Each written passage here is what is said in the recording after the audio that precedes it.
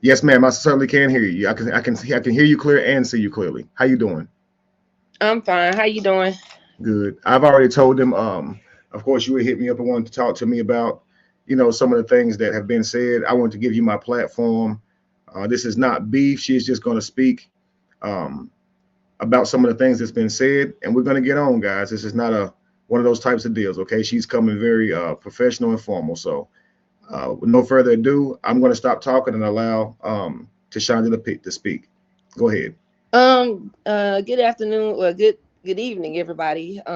Actually, it's getting ready for school tomorrow. We start back school, but I did want to just clear up some things that was said because it kind of poses a narrative that I think that's not true, and it's everything I cannot speak factual for, but this particular situation which is very important in things that was stated. Like I can actually speak for. Um, um, Royce spoke about my brother and I being molested by my oldest brother. First of all, I want to say that I'm Dwight's older sister. Um, I'm about 7 years older than Dwight. When this happened to me, and I did speak with Royce about this, we spoke in, confidentiality.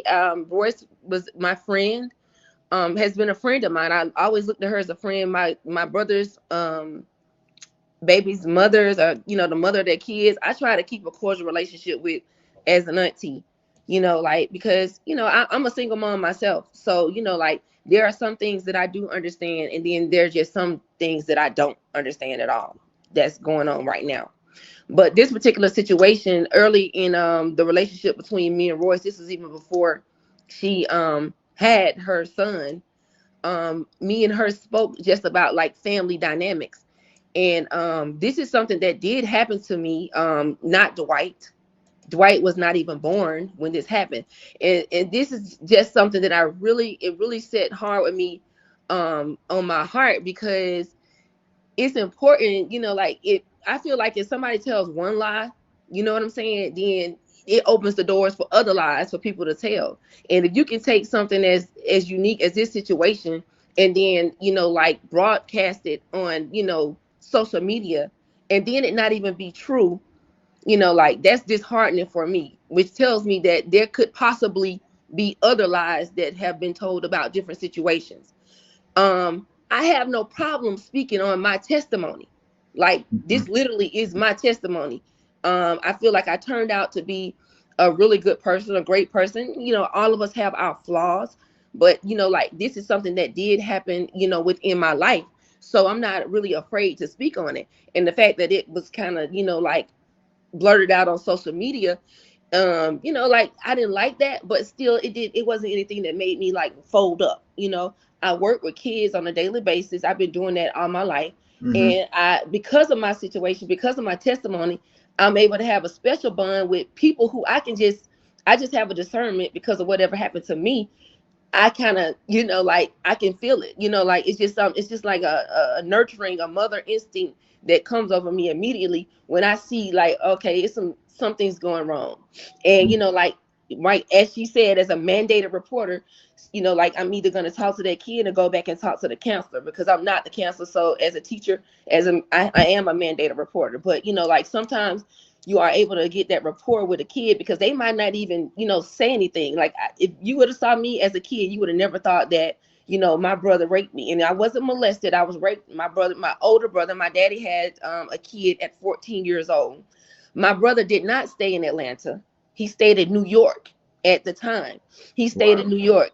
He when this happened to me, I was 6 years old. And it's so funny, me and Royce talked about this because, like the other half of the story is that she said she told me, well, gosh, this happens in a lot of black families because this also happened to me on my side of family. So Oh it's my not like, God. okay, you've been around Dwight's family and like both of you and your brother been molested and now my son is doing things. She actually told me, we shared this over with each other, that this happened to her and this happened to me. Dwight was not even born. He didn't even meet my brother until, because like I said, my brother stayed in New York, Long Island, New York. So my daddy didn't raise him. He only came down for summers.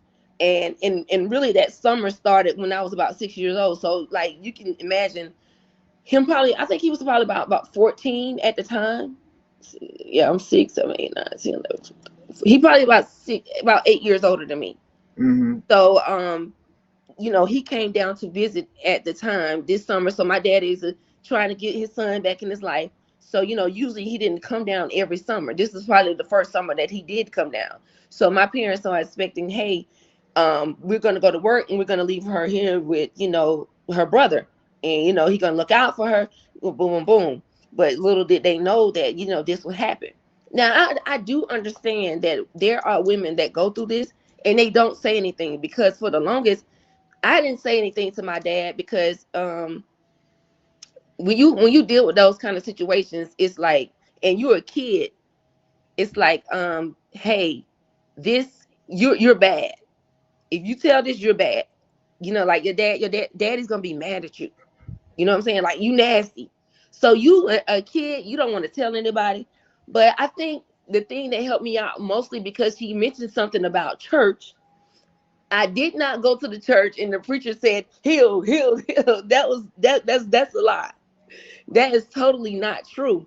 But I did go to church. I was a part of my teen ministry, Fellowship of Faith Church International, here in Atlanta, Georgia. Pastor Wayne C. Thompson, he just passed. Very, like very family oriented place. I did go to Pastor Nelson and Pastor Wayne, and I had a talk with them, and they talked about forgiving your dad. And in order to get over, being bitter and being, like really caught up in this, because some people they flip out when things like this happen to them.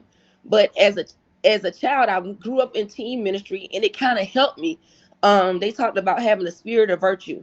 Of course, I was a virgin at 6 years old, but once that happened, like, of course I wasn't a virgin anymore. But they talked about, like, you still have a spirit of virtue. That was something that you could not handle. And I Absolutely. did talk to them, and I asked them, please don't tell my dad.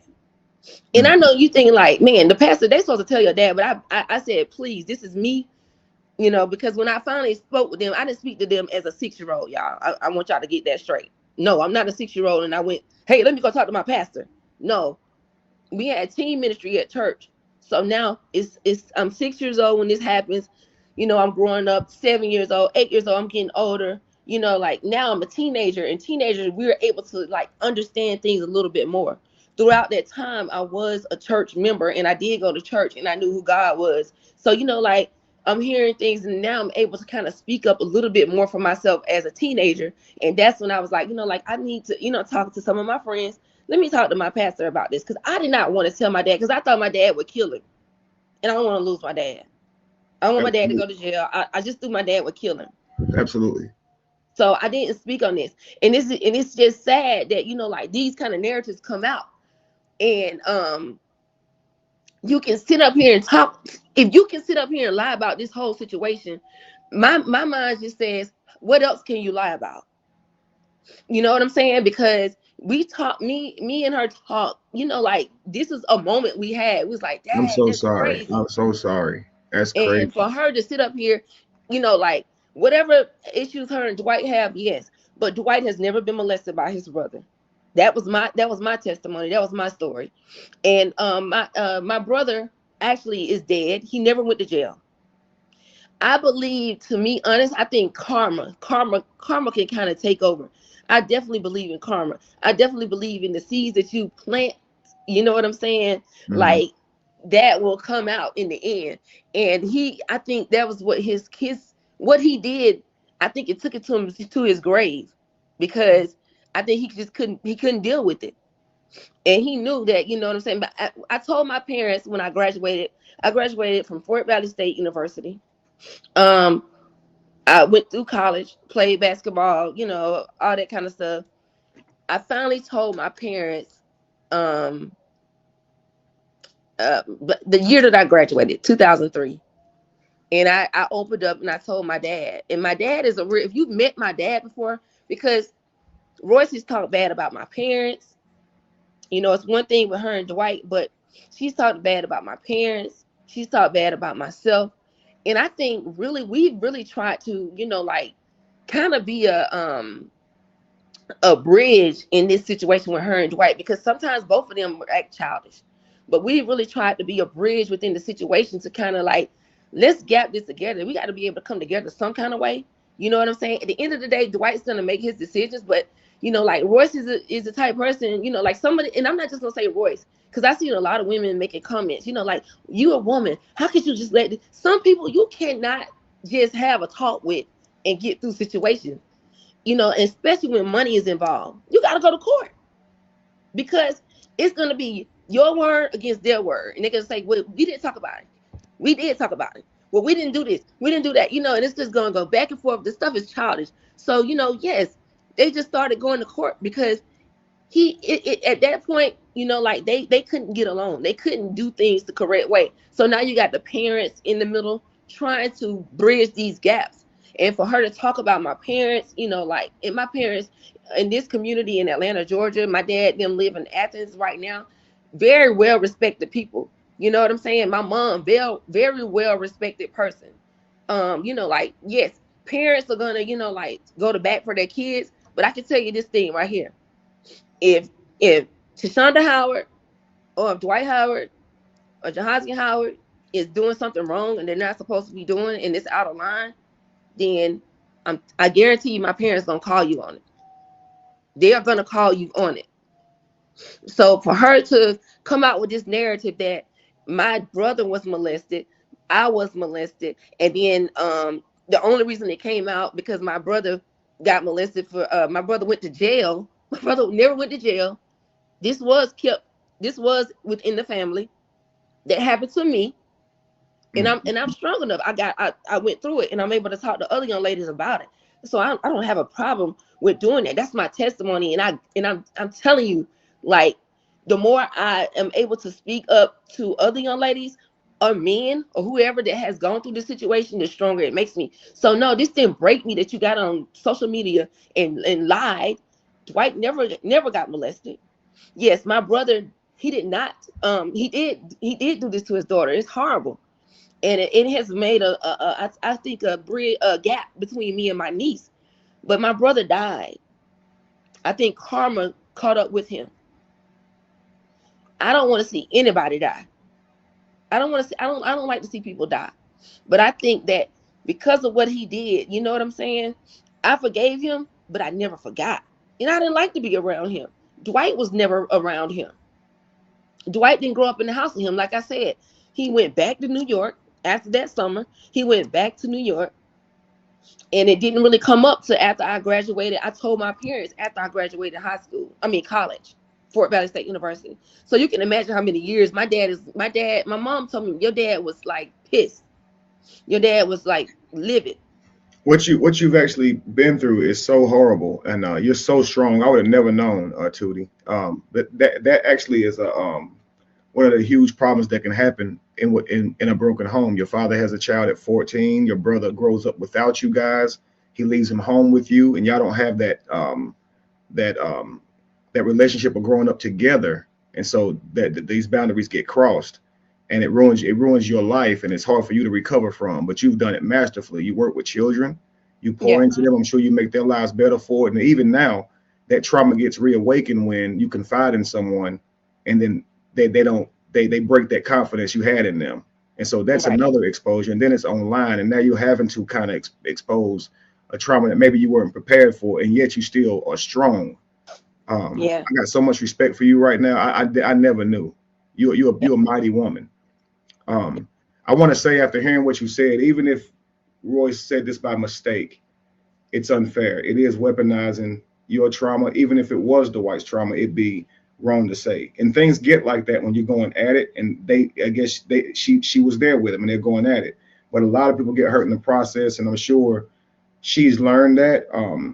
I did get word that she wants to talk with you. Would you be okay with her coming up and speaking with you, and y'all kind of handle that here, or coming up? Are you ready for that yet?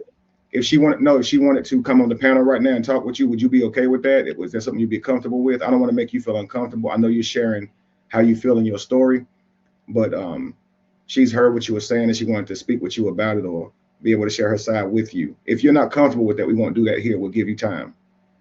I don't want to do this too soon if this can blow up into an argument, you know. Nah, nah, Okay. nah, nah. Would you be Cause open cause to a conversation? like you know, like Royce knows, you know, Royce knows how, you know, I kind of feel about how she goes on these social media rants, and I just feel like, you know, like it's not conducive to none of the relationships. You know, like her son is, you know, like she knows the issues with her son. You know, like I know they have somewhat of a bond, but it's still, you know, like I'm not perfect with my daughter. So, you know, like, nah, you know, like she knows kind of how I feel. And that's why I say some stuff I understand, you know, now, because I've always been the one to be like, hey, look, let's try to get through this, family. You know, like, Dwight, talk to her, you know, like, you know, just talk to her, you know, like it should be a way. But I see some of the reasons why, you know, like even my parents just told me to stay away. They'll be so ticked off right now if they knew I was on your platform even talking about this. But that set, so I don't know, you know, like it just said it just it was on my heart really bad. And you know, like I really wanted to, you know, like I couldn't believe Royce would even get up there and even say this, and she knows what we talked about. But you know, like I just wanted to come on here and clear the air right now with this situation. Dwight was not molested by his brother. That was my story. I was raped by my brother at 6 years old. Dwight wasn't even born. Dwight didn't meet his brother until he was about 10th grade, and he didn't even stay in the house with us. By this time, my brother was married, and his family moved back. They moved to Atlanta from New York. His the thing about my niece didn't come out till Dwight was well in the league, gone away from the house. You know what I'm saying? Not around, and that's what it was. You know, like the all the other things is lies. My brother did not go to jail, but he is dead. He died 2015. And you know, everybody has kind of been keeping it pushing. I'm sure I would love to get my niece, you know, in an atmosphere where we could just, you know, like kind of spill our guts about, you know, like things that we've gone through from that situation and how we were able to move on. My niece is doing well. You know, she's actually not engaged, married, you know, like working, living her life. And you know, like in myself, I have a daughter, and I'm a woman. I'm a single mom, and I do understand things, but like to me, the lies is crazy. So you know, like I'm gonna keep it p. I'm gonna keep it pushing, Kev. I came on here and I said my piece. You know, like anything that any other things that Royce and Dwight has to clear up, go ahead.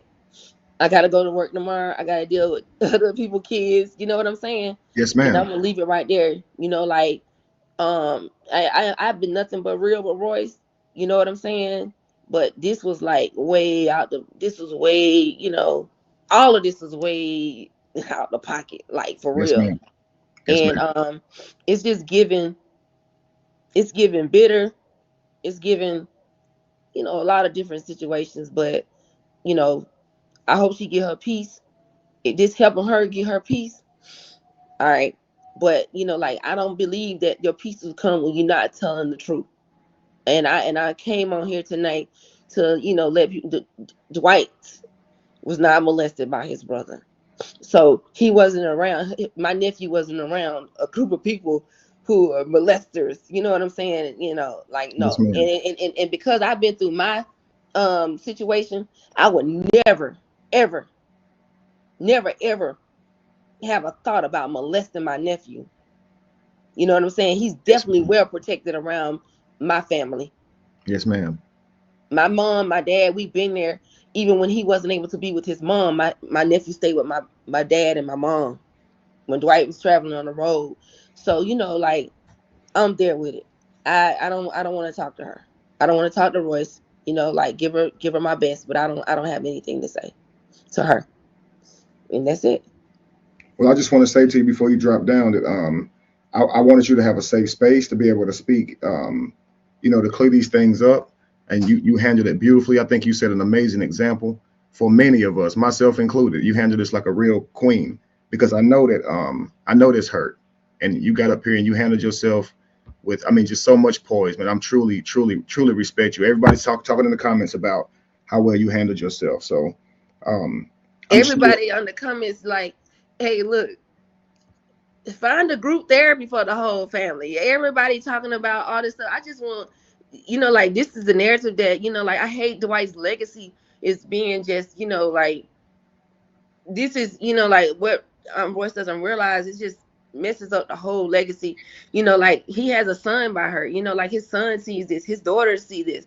I say, hey, go to Ayana Fix a Life, put it on there and say, well, we got through this as a family, because this is what they want to see with Black families, especially when they're in the limelight. You know what I'm saying? Mhm. Dwight went into the league talking about, he wanted to put the cross on the uniforms. He was Absolutely. Christian. He was 18 years old. You know what I'm saying? He was 18 years old, and that's no excuse for doing anything wrong. But I'm saying he was 18 years old. Had social media been as strong as it is now, how they going hard for Travis Hunter, I was like, Mhm. dang, I wish they could have been doing that for some years ago. But like, hey, it is what it is. Yeah, that's where it is. That part right there, that's my story. So Absolutely. like, yeah, that's my story. You know what I'm saying? And that was cold blooded. But hey, at the end of the day, my God is a forgiving God. You know Mhm. what I'm saying? Yes, ma'am. So I'm keeping it P. I'm pushing on. I'm getting up. I'm going to work tomorrow. You know what I'm saying? Yes, ma'am. Dwight Howard don't define me. You know, Dwight Howard Sr. don't define me. I love them. They're a part of my foundation. But I made mark for myself here in this city. I do what I do. So, like, I just want everybody positive vibes, everybody happy new year. And, like, I hope this situation can be taken care of, peacefully. Yeah. Tashanda, do you have any um, foundations, nonprofits, or anything that you do to help out young girls or something like that that we can I support? just work with the women empowerment club at school. Mm-hmm. I've been doing that. We're actually trying to do a and that's crazy. I'm for women empowerment. Why would I be downing anybody? Mm-hmm. But like, I'm gonna do I do the women empowerment club, and we're gonna have a program coming up for Women's Month, and I really want to do something for Black History Month, also coming up in February. And I just where I work at Kip Atlanta Collegiate, that's my high school, and yeah, so I don't really have a foundation. Well, there's But so many women who still struggle with this, from trauma, from this happening to them or happening to somebody they love, and I yeah, believe that you can be an amazing resource for them. oh So yeah, I'd love to be able to give your information to them if you want to provide that type of help. And when you go to do your group and club, I'd love yes, for my platform to be able to help support you on what you're doing. okay, that's fine, that's cool. Um, they're welcome to come out. Like I said, we're gonna have a program, and like, sometimes girls just don't like to come out and say this, but like, if we have somebody, other people, and sometimes not so much the teacher's face that they see at school every day, Hmm. but other people that come out and that talk, that's cool. I would really love that for you to come to the school, and have any other women come to the school and share with the kids, even men, because I have an all boys advisory. So that's crazy. I have an all boys advisory. Wow, that's And powerful. yeah, I have an all boys advisory, but I do work with young ladies throughout the day. But I have an all boys advisory in the morning.